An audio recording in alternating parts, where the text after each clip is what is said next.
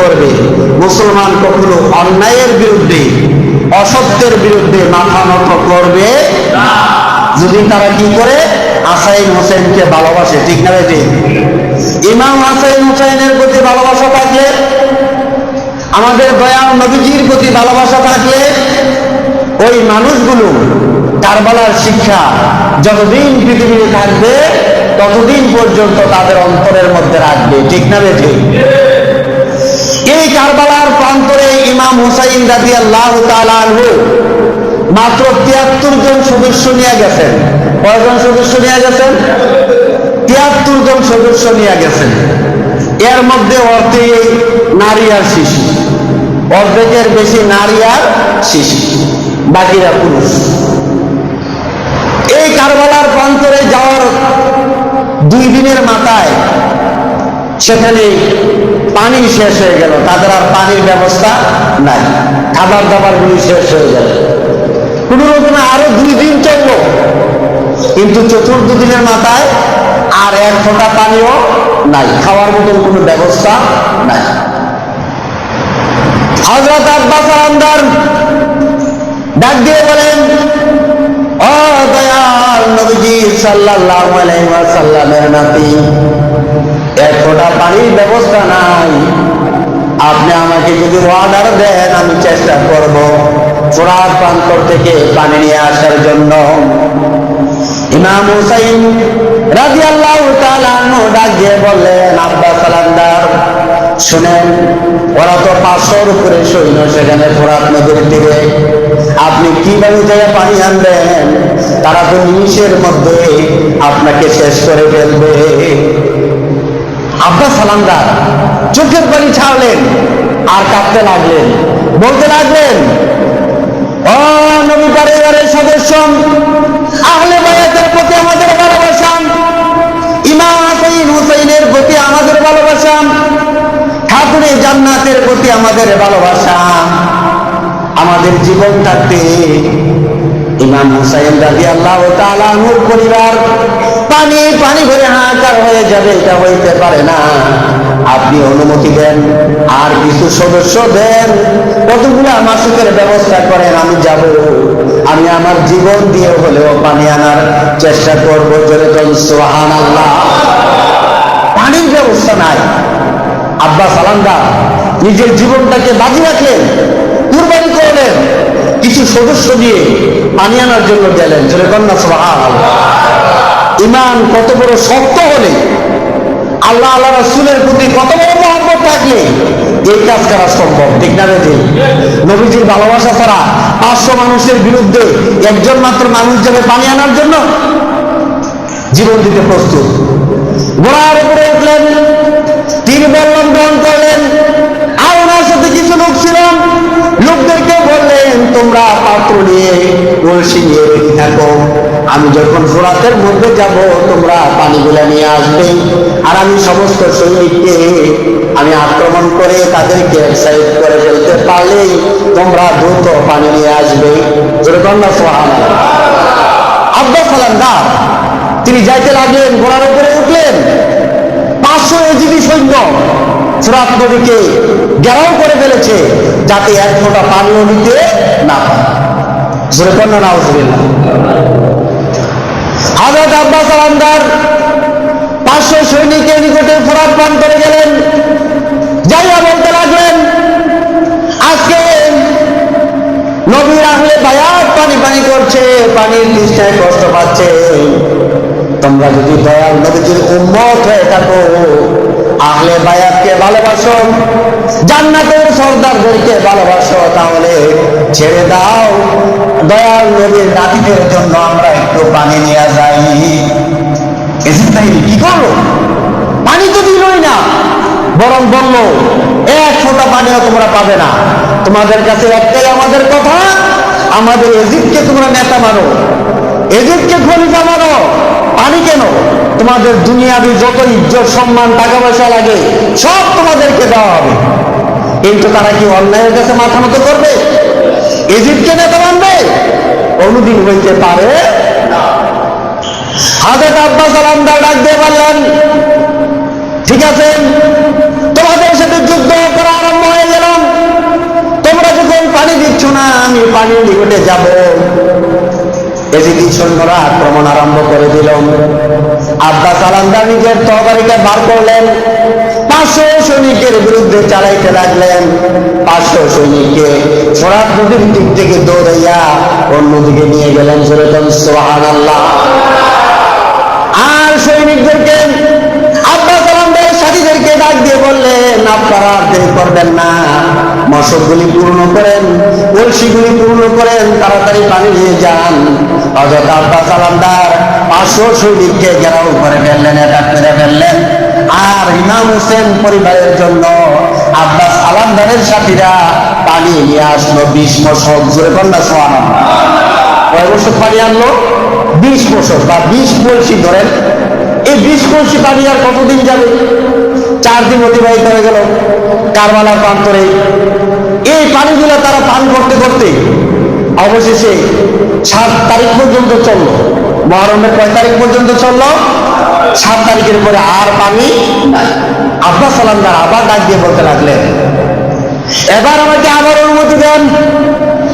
ইমাম হুসাইন রাদিয়াল্লাহু তাআলা আনহু ডাক দিয়ে বলে, আব্বাস আলামদার শুনেন, ওই সময় ছিল 500 সৈন্য, কিন্তু এখন তো এজিদ বাহিনী 5000-এর উপরে সৈনিক সেখানে পাঠাইছে। কেমন করে আপনি সেখান থেকে পানি আনবেন? যেরকম না সুবহানাল্লাহ। হযরত আব্বাস আলামদার কি বলতে লাগলেন, হ্যাঁ হুসাইন রাদিয়াল্লাহু তাআলা আনহু, আপনি শুনেন, 500-এর বিরুদ্ধে একটা যুদ্ধ করে বিজয় অর্জন করেছি, পানি আনতে পেরেছি। যদিও তারা আজকে 5000, আমার জীবন দিয়ে আমি চেষ্টা করব পানি আনার জন্য, আপনি শুধু অনুমতি দেন। যেরকম না সুবহানাল্লাহ। বারবার বলার পরে ইমাম হুসাইন রাদিয়াল্লাহু তাআলা আনহু অনুমতি দিলেন। আব্বাস আলামদার যান যান, আপনি পানি নিয়ে আসেন। যেরকম না সুবহানাল্লাহ। আব্বাস আলামদার পবিত্র কোরআনের সেই কথা মনে পড়ে গেল, ইয়া আইয়ুহাল্লাযীনা আমানু হাল আদুল্লুকুম আলা তিজারাতিন তুনজিকুম মিন আযাবিন আলীম। আমার আল্লাহ পাক বলেছেন, আমি কি তোমাদেরকে এমন একটা ব্যবসা শিখিয়ে দেব না, যে ব্যবসাটা করলে তোমরা নাজাত প্রাপ্ত হয়ে যাবে, জাহান্নামের আগুন থেকে বেঁচে যাবে। যেরকম না সুবহানাল্লাহ। তুমিনুনা বিল্লাহি ওয়া রাসূলিহি ওয়া তুজাহিদুনা ফি সাবিলিল্লাহি বিআমওয়ালিকুম ওয়া আনফুসিকুম, যালিকুম খায়রুল লাকুম ইন কুনতুম তা'লামুন। প্যারে হাজিরিন, তোমরা আল্লাহর রাস্তায় জিহাদ করবে, জাহিদু ফি সাবিলিল্লাহ, আল্লাহর রাস্তায় তোমরা কি করবে? জিহাদ করবে। বিআমওয়ালিকুম, তোমাদের সম্পদ দিয়ে, টাকা পয়সা দিয়ে, ধন সম্পদ দিয়ে, ওয়া আনফুসিকুম, নিজেদের জীবন দিয়ে। যেরকম না সুবহানাল্লাহ। তাহলে আল্লাহ রাস্তায় আমাদের সম্পদ ব্যয় করতে হবে, নিজেদের জীবনটাকেও কি করতে হবে? আল্লাহ রাস্তায় ব্যয় করতে হবে। আব্বাস আলামদার ডাক দিয়ে বললেন, হ্যাঁ হুসাইন শুনেন, 500 হোক আর 5000 হোক, যত সৈনিক হোক আমাকে অনুমতি দেন। আমি দুনিয়ার জমিন থেকে শাহাদাত হইল, আমার কোনো আপত্তি নাই। আমার এই দেহটা, আমার এই জীবনটা আহলে বায়াতের ভালোবাসায় আমি কুরবানি করে দেব। যেরকম সুবহানাল্লাহ। হয় পানি আনবো, না হয় আমার জীবনটা আমি কি করবো? আল্লাহ রাস্তায় দিয়ে দেবো। যেরকম না সুবহানাল্লাহ। কেমন আশেক হইলে এরকম করতে পারে? দয়াল নবীর আশেক ছাড়া, আহলে বায়াতের ভালোবাসার লোক ছাড়া তারা কি করতে পারে না? নিজেদের জীবন আল্লাহ রাস্তায় ব্যয় করতে পারে না। হযরত আব্বাস আলামদার 5000 সৈনিকের বিরুদ্ধে যুদ্ধ আরম্ভ করলেন। 5000 সৈনিককে সমুদ্রের ফোরাত নদীর পার থেকে দূর করে দিলেন, সেখান থেকে পানি আনার ব্যবস্থা করলেন, পানি উঠাইলেন। যেরকম সুবহানাল্লাহ। উনার দাপুটের কারণে উনি যখন তরবারি ঘুরে আরম্ভ করলেন আর ডাল ব্যবহার করতে লাগলেন, তখনকার কারবালার প্রান্তরে ওই সৈনিকের একটা অস্ত্র আব্বাস আলামদারকে আঘাত করতে পারে নাই।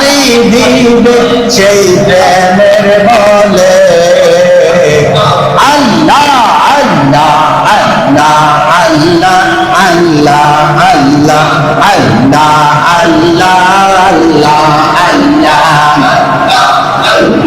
নবীর প্রেমে পাগল যারা প্রেম খেলা গেলে আরে নবীর প্রেমে পাগল যারা প্রেম খেলা গেলে আল্লাহ আল্লাহ আল্লাহ আল্লাহ আল্লাহ আল্লাহ আল্লাহ আল্লাহ আল্লাহ আল্লাহ আল্লাহ আল্লাহ আল্লাহ আল্লাহ আল্লাহ আল্লাহ আল্লাহ কারবালার প্রান্তরে ইমাম হুসাইন রাদিয়াল্লাহু তাআলা পানি তো নাই, কিন্তু এই সময়ের মধ্যে একজন লোক যার নাম হইল ওয়াহাব, নাম কি ওয়াহাব, ওয়াহাব বিন আব্দুল্লাহ, তার মা ঘরের ভিতরে কান্নাকাটি আরম্ভ করছে। ওয়াহাব বিন আব্দুল্লাহর মা দেখতে পাইলেন নবী পরিবারের কারো কাছে কোনো পানি নাই, আর সৈন্যরা চারদিক থেকে পানি যেন না আনতে পারে সেই ব্যবস্থা করে ফেলেছে। ইমাম হুসাইন রাদিয়াল্লাহু তাআলা আনহুকে ঘেরাও করে ফেলেছেন। ওয়াহাব বিন আব্দুল্লাহর মা চোখের পানি ছেড়ে ছেড়ে কান্দে ঘরের ভিতরে। ওয়াহাব বিন আব্দুল্লাহ যায় বলে আম্মা যান, চোখের পানি ছেড়ে ছেড়ে কাঁদছেন, এর কারণ কি? ওয়াহাবের আম্মা ডাক দিয়ে বলে, ও আমার সন্তান তুমি শোনো, আমি খবর পেয়েছি আজকে 3 দিন পর্যন্ত পানি নাই, ইমাম হুসাইন পরিবারে পানি নাই, পানির জন্য হাহাকার হয়ে যাচ্ছে। আমি কাছি, আমি নরদম, আমি তোমার আম্মা, আমি তো ইমাম হুসাইন পরিবারকে কোনো সাহায্য করতে পারতেছি না, এজন্য আমি কান্দি। এবার ওয়াহাব বিন আব্দুল্লাহ তালান্দার ডাক দিয়ে বলে, আম্মা যান, আপনি সাহায্য করতে পারেন না, কিন্তু আমি তো আপনার সন্তান বেঁচে আছি, আমাকে অনুমতি দেন। এদিকে সৈন্য যত লক্ষ সৈন্যই হোক, যত হাজার সৈন্যই হোক, আপনি মা যদি আমাকে অনুমতি দেন, তাহলে এজিদি সৈনিকদের বিরুদ্ধে ইমাম হুসাইন রাদিয়াল্লাহু তাআলা আনহুর পক্ষে যুদ্ধ করে আমার জীবনটাকে আমি বিলিয়ে দিব। জোরে কোন সুবহানাল্লাহ। ওয়াহাব বিন আব্দুল্লাহ তালান্দার মাত্র 17 দিন বিবাহের বয়স, বিবাহ করেছে মাত্র কতদিন? 17 দিন। ওয়াহাব বিন আব্দুল্লাহ তালান্দার মনে মনে ভাবে, আমি যদি একজন স্ত্রীর কাছ থেকে বিদায় নিতে যাই, তাহলে তো আমার স্ত্রী আমাকে অনুমতি নাও দিতে পারে। মায়ের সাথে পরামর্শ করতেছে, আম্মা যান, আপনি তো আমাকে অনুমতি দিলেন ইমাম হুসাইন রাদিয়াল্লাহু তাআলা আনহুর পক্ষে, এজিদের বিরুদ্ধে আমি যুদ্ধ করব, আমি চলে যাবো এখনই, কিন্তু আমার স্ত্রী 17 দিন মাত্র বয়স বিবাহের, সে কি আমাকে বিদায় দিবে? আম্মা ডাক দিয়ে বললেন, ও আমার সন্তান শুনুন, তোমার স্ত্রী যদি নেককার হয়ে থাকে, তোমার স্ত্রী যদি আহলে বায়াতকে ভালোবাসেন, আমার দয়াল নবীকে মহব্বত করে, ইমাম হাসান হোসেনকে ভালোবাসে মহব্বত করে, তুমি তোমার স্ত্রীকে যায় বলবা, তাহলে তোমাকে অনুমতি দিয়ে দিব। জোরে বলেন সুবহানাল্লাহ। মায়ের কথা শুনে তিনি স্ত্রীর কাছে গেলেন। জোরে বলেন সুবহানাল্লাহ। স্ত্রীর কাছে যায় বলতেছে, স্ত্রী গো, আমি তোমার কোনো দায়িত্ব পালন করতে পারি নাই, তোমাকে পর্যাপ্ত পরিমাণে জিনিসপত্র টাকা পয়সা কোনো কিছুই দিতে পারি নাই, তোমার কোনো সন্তানাদিও নাই, মাত্র 17 দিন বিবাহ হয়েছে, কিন্তু এই দেখো কারবালার প্রান্তরে নবীজির পরিবার আহলে বায়াত 3 দিন পর্যন্ত পানি ছাড়া উপবাসের মধ্যে আছে, তুমি কি আমাকে একটু অনুমতি দিবে?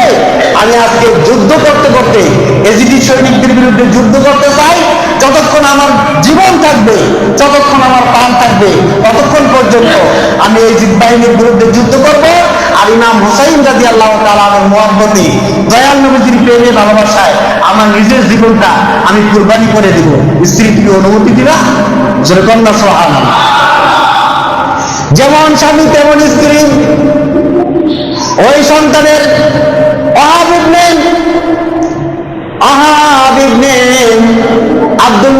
কান্দারের আম্মা নবীকে ভালোবাসে, ইমাম হোসেন হাসাইনকে ভালোবাসে। ওয়াহাব ইবনে আব্দুল্লাহ তিনি হাসান হোসেনকে ভালোবাসে, দয়াল নবীকে ভালোবাসে। এমনি তাদের স্ত্রী সে ডাক দিয়ে বলতে লাগলো, ও আমার স্বামী শুনেন, ইমাম হুসাইনের জন্য প্রাণ দিবেন, দয়াল নবীকে আপনি ভালোবাসেন, আমার কোনো আপত্তি নাই। আমি শুধু একটা জিনিস জানতে চাই, আপনি যদি শাহাদাত বরণ করেন আমি কোথায় থাকবো? জোরকন্যা সুবহানাল্লাহ। স্ত্রী ডাক দিয়ে বলেন, স্বামী গো, আমার একটা প্রস্তাব আপনি গ্রহণ করেন। আমার প্রস্তাবটা হইল, আপনি যদি কারবালার প্রান্তরে শহীদ হয়ে যান, আপনি জান্নাতে চলে যাবেন, বেহেশতে চলে যাবেন। কিন্তু আমি চাই হুসাইন রাদিয়াল্লাহু তাআলার স্ত্রী আছে, মেয়ে আছে, তার বোন আছে, তারা যতদিন দুনিয়ায় থাকবে আমার জীবনটা তাদের খেদমত করে বিদায় করতে চাই, তাদের বান্দি দাসী হইয়া আমি থাকতে চাই, আপনি আমাকে অনুমতি দেন। যেরকম না সুবহানাল্লাহ। সে মনে মনে ভাববো, আমি যেহেতু কারবালার ময়দানে যাচ্ছি, হাজার হাজার সৈনিকের বিরুদ্ধে যুদ্ধ করব, আমার জীবন তো নিশ্চিত চলে যাওয়ার সম্ভাবনাই সবচেয়ে বেশি। স্ত্রীকে অনুমতি দিয়ে দিলেন, আমি যদি শহীদ হয়ে যাই তাহলে তুমি ইমাম পরিবারের মহিলাদের খেদমত করবা, তাদের বান্দি দাসী হয়ে থাকবা, আমার কোনো আপত্তি যেরকম না সুবহানাল্লাহ। এবার ওয়াহাব বিন আব্দুল্লাহর মা, স্ত্রী এবং তিনি নিজে, এই তিনজন গিয়া কারবালার প্রান্তরে হাজির হইলেন। যেরকম না সুবহানাল্লাহ। হাজির হয়ে কি বলতে লাগলেন, হে হুসাইন, আমার আম্মা জান এসেছেন, আমার স্ত্রীও আমার সাথে এসেছে, আজকে কারবালার প্রান্তরে আমার আম্মা জান